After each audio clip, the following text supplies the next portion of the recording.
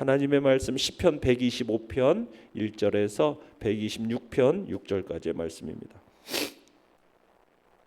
시편 125편 1절에서 126편 6절까지의 말씀 우리 한 목소리로 같이 읽도록 하겠습니다. 시작. 여호와를 의지하는 자는 시온산이 흔들리지 아니하고 영원히 있음 같도다. 산들이 예루살렘을 두름과 같이 여호와께서 그의 백성을 지금부터 영원까지 두르시리로다. 악인의 규가 의인들의 땅에서는 그 권세를 누리지 못하리니 이는 의인들로 하여금 죄악에 손을 대지 아니하게 함이로다. 여호와여, 선한 자들과 마음이 정직한 자들에게 선대하소서. 자기의 굽은 길로 치우치는 자들은 여호와께서 죄를 범하는 자들과 함께 다니게 하시리로다. 이스라엘에게는 평강이 있을지어다. 여호와께서 시온의 포로를 돌려보내실 때 우리는 꿈꾸는 것 같았도다.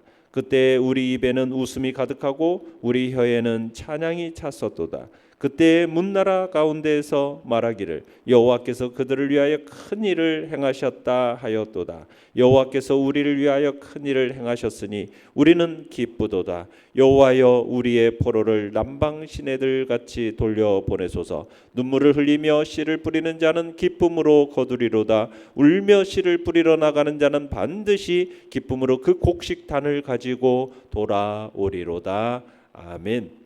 오늘 말씀의 제목은 울며 씨 뿌리는 자는 기쁨으로 거두리라라는 제목으로 말씀을 나눕니다. 시편 125편은 여호와를 의뢰하는 선민이 여호와의 보호로 요동치 않음을 확신하면서 찬양하는 내용이면서 또 하나님의 공의의 실현, 이스라엘의 평강을 강구하는 내용으로 이루어져 있습니다. 내용과 먼저 1번 보시면요, 시편 125편에서 시인은 여호와를 의지하는 자를 무엇에 비유하고 있습니까? 125편 1절을 보시면은 여호와를 의지하는 자는 영원히 흔들리지 아니하는 시온산에 비유하고 있죠. 자, 1절을 다시 한번 읽어보겠습니다. 시작. 여호와를 의지하는 자는 시온산이 흔들리지 아니하고 영원히 있음 같도다. 그러니까 하나님을 의지하는 자는 시온산처럼 요동함이 없는 상태에 이른다라고 말하고 있습니다. 그러니까 아무리 거센 바람이 불어도요, 산은 흔들리지 않죠. 그죠? 비록 산에 있는 모든 것이 바람에 흔들려도 산은 결코 흔들리지 않습니다. 이와 같이 여호와를 의지하는 자는 어떠한 일에도 흔들리지 않을 거라는 얘기입니다. 그러니까 시인이 시온산을 거론하는 이유는 뭐냐면, 시온산은 어떤 산입니까? 영원성을 상징하기 때문인데, 이 시온산은 하나님의 임재적 상징의 처소인 시온, 이 성전이 있는 곳이에요. 그렇기 때문에 영원하신 하나님께서 좌정하신 곳, 그곳으로 여겨졌기 때문에 그 시온산을 하나님의 보호하심으로 인해서 영원 무궁토로 견고한 곳, 이곳으로 인식한 겁니다. 그래서 시인은 산, 그것도 영원하신 하나님의 거룩한 임재의 상징적 처소로 여겨지는 시온산을 들어서 하나님을 의지하는 자는 어떻다? 결코 요동치 않을 거다. 분명하게 전달하고 있는 겁니다. 자, 2절을 읽어보겠습니다. 2절 시작. 산들이 예루살렘을 두름과 같이 여호와께서 그의 백성을 지금부터 영원까지 두르시리로다. 자, 여기서 보면은 두르다라는 표현, 이걸 2번 사용하고 있죠. 그러니까 하나님의 그 완전한 보호하심을 보다 선명하게 나타내는데, 지금 산들이 예루살렘을 두름같이 여호와께서 그의 백성을 지금부터 영원까지 두르신다라는 거예요. 이 두르다라는 이 표현을 하나님께서 보호하시는 보여주는 좋은 예가 어디에 있느냐면, 엘리사 시대 때 아람 왕이 엘리사를 잡기 위해서 많은 병력을 보낸 적이 있죠. 그때 아람 군대가 엘리사가 거하고 있는 성을 겹겹이 에워쌉니다. 겹겹이 에워싸는 이때 사용된 단어가 두르다라는 표현인데, 그때 여호와께서 두려움에 떨고 있는 엘리사의 사환의 눈을 열어서 어떤 걸 보여주시죠? 불말과 불명거가 엘리사를 두르고 있는 모습을 보여줍니다. 그러니까 이때 사용되었던 단어가 두르다라는 표현이에요. 그러니까 지금 오늘 2절에 두르시리로다라는 표현은 이런 하나님의 완전한 보호하심을 뜻하는 겁니다. 그러니까 하나님께서 하늘의 천군 천사를 동원해 가지고 당신의 백성을 완전 무결하게 두루심으로 지켜 보호하신다. 그러니까 하나님을 의지하는 자는 결코 어떻게 된다? 흔들리지 않음을 이야기하고 있는 겁니다. 자, 그러면서 이제 시편 126편으로 가보시면은 시편 126편은 어떤 내용이냐면 포로 귀환 사건을 나타낸 시입니다. 당시 시인을 포함한 포로 귀환자들의 느낀 그 감격을 표현하고 있는 거예요. 이 당시 최강국이었던 바벨론을 바사 제국이 멸망을 시킵니다. 그러면서 바사의 초대 왕이었던 이 고레스가 뜻하지 않게 귀국 명령을 내려요. 포로 귀환 명령을 내립니다. 그로 인해서 이제 포로 귀환 사건이 일어나게 되죠. 이 포로 귀환자들은 이게 현실로 받아들이기 어려울 정도로 놀라운 사건이었어요. 그래서 이것을 마치 뭐와 같다라고 표현하고 있습니까? 1편 126편 1절을 보면 뭐라고요? 꿈꾸는 것 같았다라고 표현하고 있어요. 한번 126편 1절 읽어볼까요? 시작. 여호와께서 시온의 포로를 돌려보내실 때 우리는 꿈꾸는 것 같았도다. 지금 히브리인들에게는 이게 포로 귀환 사건이 꿈꾸는 것 같이 믿기 어려운 일이었다. 동시에 황홀할 만한 일이었다라고 표현하고 있는 겁니다. 그래서 2절을 읽어보겠습니다. 시작. 그때 우리 입에는 웃음이 가득하고 우리 혀에는 찬양이 찼었도다. 그때 문나라 가운데서 말하기를 여호와께서 그들을 위하여 큰 일을 행하셨다 하였도다. 그러니까 이 포로 귀환 당시의 상황이 너무 놀라운 일이었기 때문에 이 시인이 그때에라는 표현을 두 번 반복해서 사용하면서 감격스러웠던 그때를 지금 그 상황을 강조하고 있는 거야. 그때에는 그랬다는 거죠. 그러니까 하나님께서 포로를 돌리신 이 사건은 한 번 있었던 단위적 사건이거든요. 그런데 그때 그 느낌, 감동 이것이 오랫동안 지속이 되어졌던 거예요. 그래서 그들은 이 일에 대해서 외치지 않고서는 견딜 수 없었던 거죠. 그래서 기쁨과 열광에 사로잡혀서 하나님을 찬양한 거예요.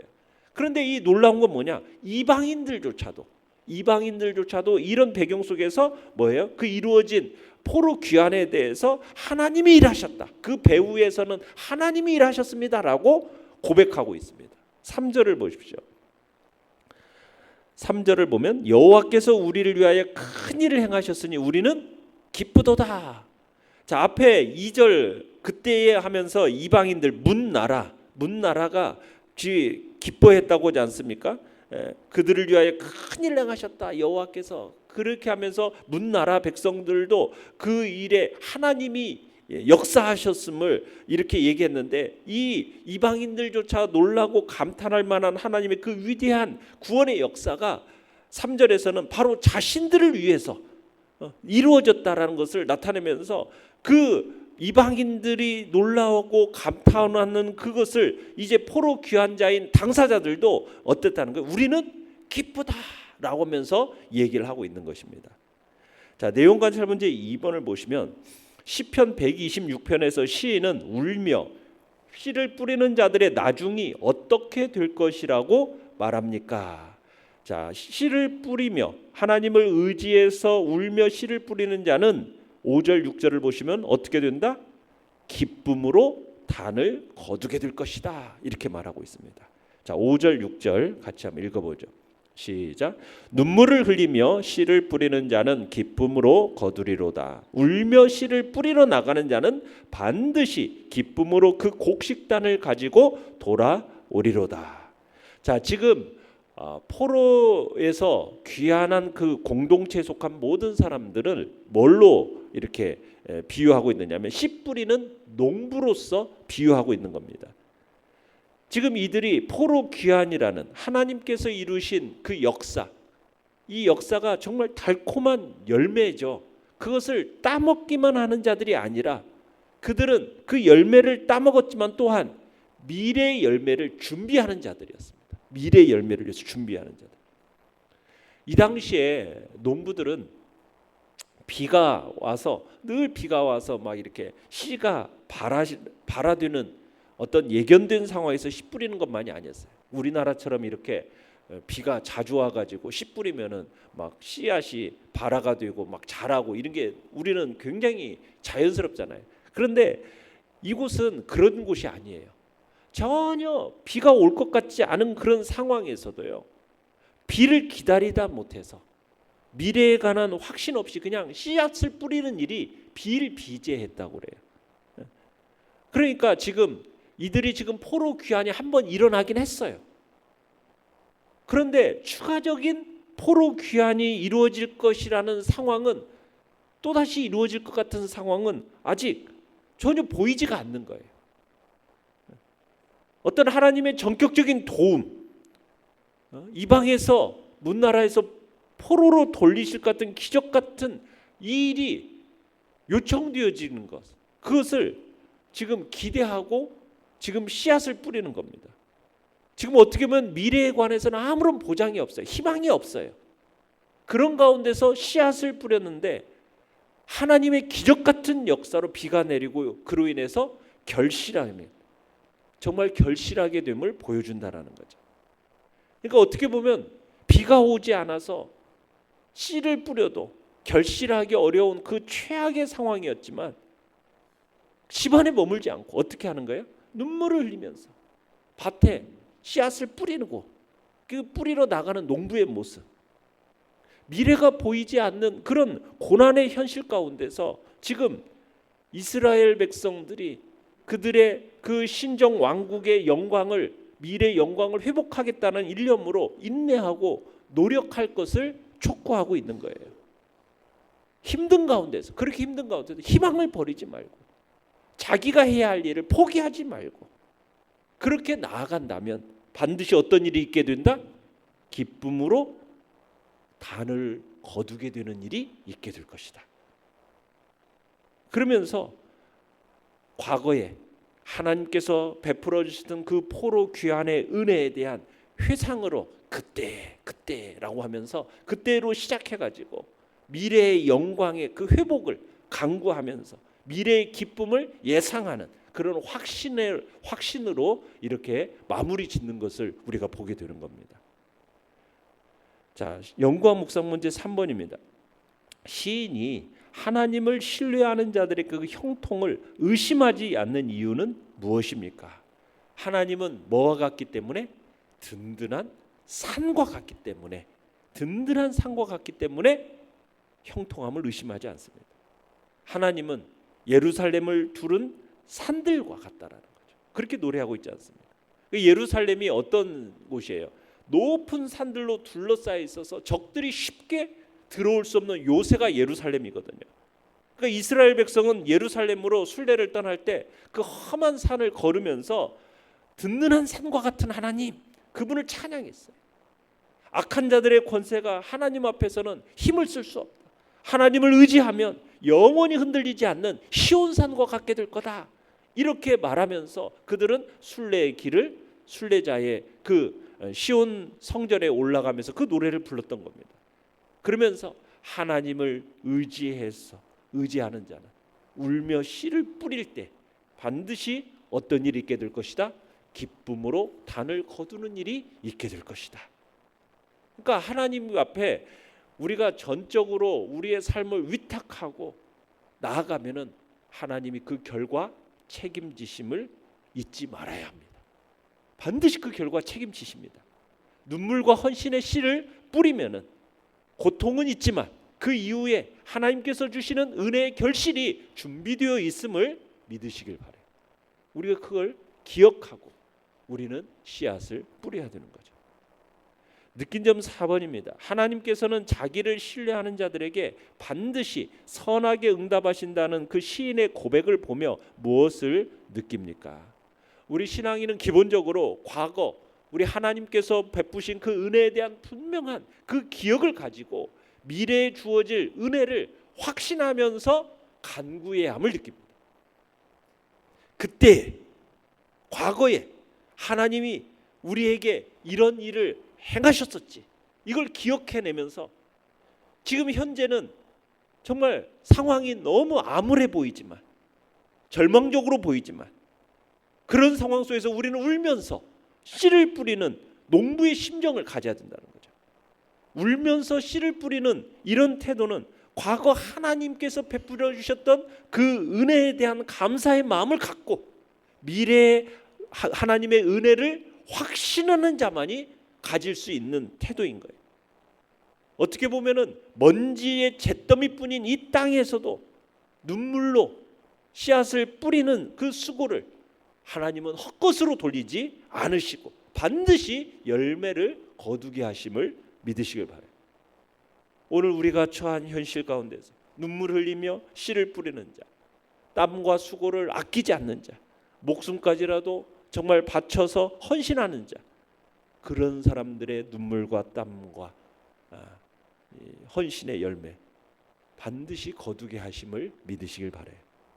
하나님은 그렇게 진실하고 의로운 성도들의 기도와 눈물을 보시고 이 땅을 회복시키시고 부흥케 하실 것입니다.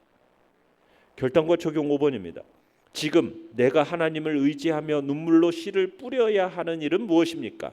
인내로 씨를 뿌리는 믿음의 걸음을 내딛기 위해 무엇을 결단하고 실천하겠습니까? 오늘 우리가 살아가는 이 시대는 정말 부흥의 시대가 지났다라고 이야기를 합니다. 아무리 말씀을 뿌리더라도 사람들의 마음이 강팍해져서 주님 앞에 돌아오는 것이 너무 어려운 시대가 되어졌다라고 우리는 이야기를 합니다. 그래서 씨를 뿌려도 의미가 없는 정말 그런 시대가 된 것처럼 이야기를 하지만 우리는 이 시대 속에서 끊임없이 복음의 씨앗을 뿌려야 되겠습니다. 말씀의 씨앗을 이 땅에 뿌려 나가야 하겠습니다. 눈에 보이는 것이 아무것도 없고 심지어는 절망스러운 현실이 눈앞에 펼쳐진다 할지라도 우리는 희망을 잃지 않고 정직하고 진실한 땀과 수고의 가치를 우리는 기억하고 믿어야 할 것입니다. 지금 우리의 그 모든 행동이 무의미해 보이고 무가치해 보일지라도 능력이 하나님께서 반드시 그 열매를 우리로 하여금 보게 하실 것을 믿으시길 바랍니다. 새생명 전도 축제를 앞두고 참으로 우리 교회가 모든 성도들이 한 마음이 되어서 복음의 씨앗, 말씀의 씨앗을 세상을 향하여 뿌릴 때 정말 어떻게 보면 아무것도 보이지 않는 것 같은 그런 현실 속에서 하나님을 의지함으로 나아가는 그 반드시 그런 자들에게 반드시 기쁨으로 단을 거두게 하는 복된 역사가 있음을 믿고 우리는 복음의 씨앗, 말씀의 씨앗을 뿌리는 자리로 우리가 나아가시기를 간절히 바랍니다. 오늘의 기도 같이 읽겠습니다. 시작. 눈물과 헌신으로 씨를 뿌리며 주어진 상황에서 마음을 다해 하나님 아버지를 의지하게 하소서. 아멘.